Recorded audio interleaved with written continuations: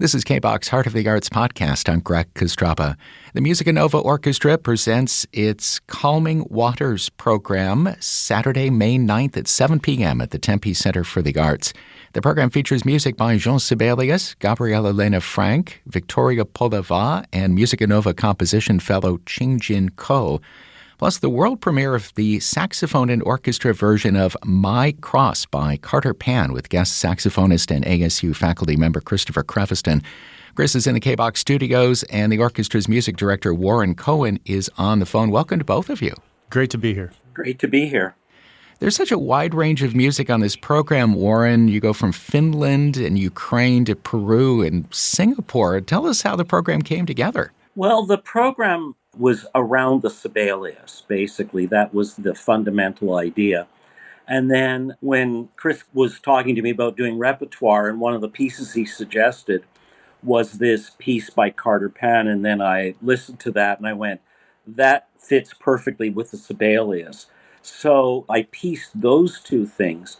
And then the other pieces were things that I were feeling were emotionally compatible with those two particular pieces, except for the fact that Ching-Jin's piece hadn't been written yet. But I told her what the rest of the program was, and then she fit it in. I wanted to find other pieces that had that sort of undercurrent of quiet energy, but also tremendous undercurrents of it, which is something I felt that existed in the Carter Pann piece, but also very much in the Sibelius Symphony. The other two pieces that followed, the Gabriela Elena Frank piece, the Concertino Cusqueno, was a piece that begins in this quiet mode, but because of the fact that she thought of it as being something that was a combination of something that was related to the Inca Empire, but at the same time was also related to the music of Benjamin Britten, because she uses a quote from his violin concerto in it as a thematic element. Same thing, Victoria Polava's piece, which is a piece that was written in response essentially to the war in Ukraine. It's called Turn the River, and it's based upon a Ukrainian folk song, KBACH, which is it became famous after the Maidan Revolution, or the Revolution of Dignity in February 2014, when they deposed the Russian puppet Prime Minister Yanukovych.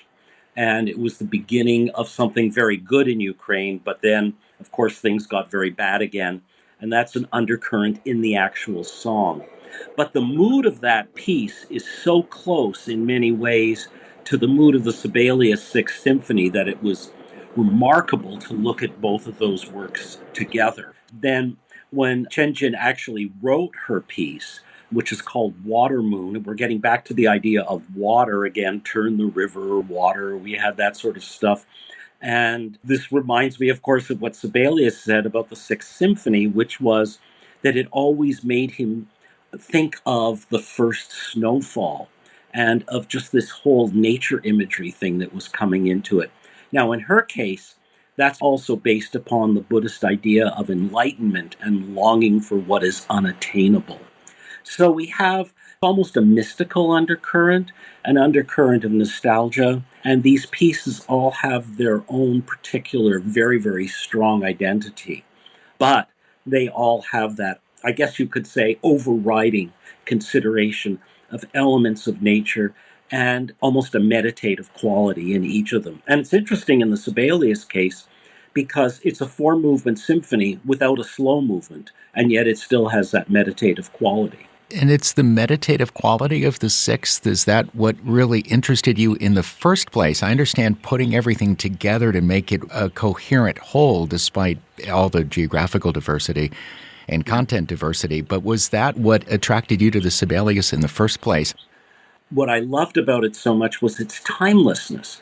It's like it was written in the 1920s, but you could not identify a time period when you listen to that piece. Most music, you could go, oh, I know more or less when that was written. This has no time identity at all, and I found that absolutely amazing.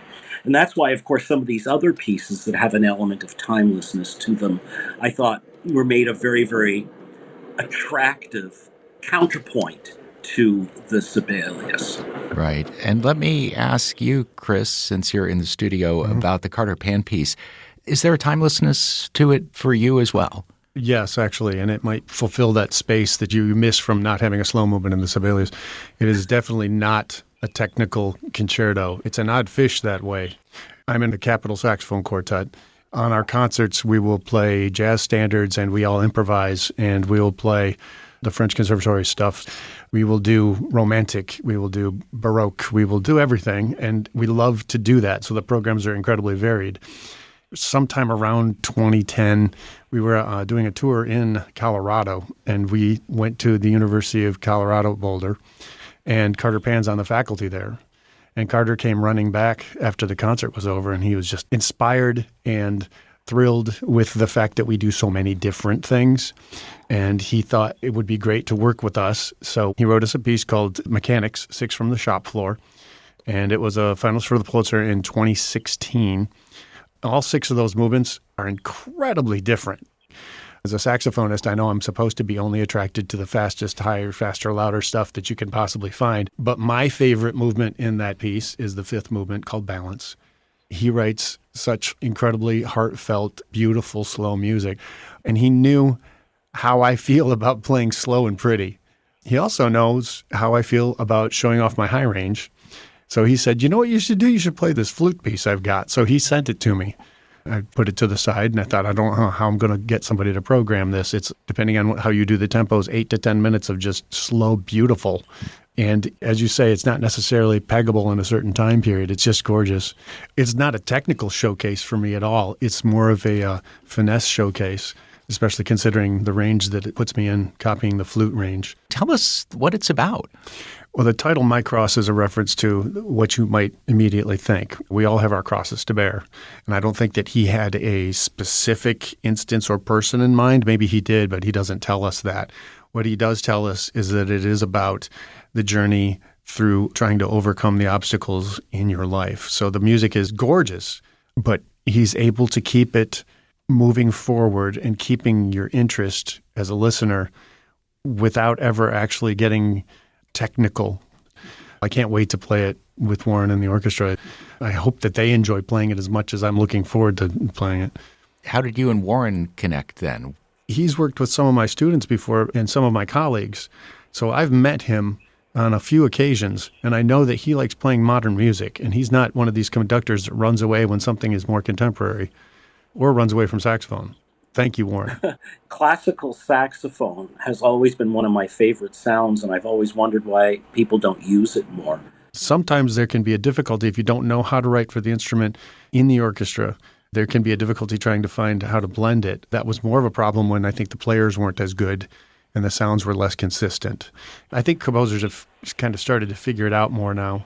Warren, what's it like working with a saxophonist as a soloist as opposed to a violinist or a hornist or a pianist or a cellist or whatever other instrument you might be playing with? The sense is that every instrument has its own particular limitations and strengths. In the case of a saxophone, you're probably dealing with an instrument that cuts pretty well over an orchestra, so you don't have some of the problems you would have with, say, a cello, which tends to get blended in. But on the other hand, you have to make the decision about how much you want to try to make the sound blend and how much you want to differentiate. Most of the saxophone solos I know from the repertoire, like the ones that everybody knows, like Lieutenant KJ or Bolero, those are usually ones where it's featured and it comes out. So in that sense, it's a relatively easy instrument to work with as a soloist. I'll take it. Yeah, and Christopher's nodding his head during all of this as well. Before I let you go, Warren, let me ask about Cheng-Jin Ko. She is a MusicaNova Composition Fellow. Is this the first Composition Fellow you've had? We've been doing it for about 10 years, and we have had, I think, 18 Composition Fellows. It's basically a composer who has not achieved a great deal of recognition, but I believe is very, very promising, and their music is very, very good. Cheng-Jin and I actually have a fairly long history. My son and her were childhood friends, no less. Then she was at Juilliard as a composition graduate student when he was there as a viola graduate student. Of course, he's a composer as well. And her husband, Tengku Ahmed Irfan, is somebody who I think he was our first composition fellow. Her husband was. But he's now working as a conductor, and he's actually going to conduct the piece for us. Oh, that's so interesting. And nice that you seed the stage for that as well. Irfan is astonishingly talented human being, so it's one of the easiest decisions I could ever make. Warren, Christopher, thank you so much for your time. That's been great. Thank you. Thanks. Warren Cohen is the music director of the MusicaNova Orchestra, which performs its Calming Waters program Saturday evening, May 9th at 7 at the Tempe Center for the Arts. Christopher Creviston is the soloist on the concert, performing My Cross for saxophone and orchestra by Carter Pann. Tickets and more information are at musicanovaz.org. For the KBACH Heart of the Arts podcast, I'm Greg Kostraba.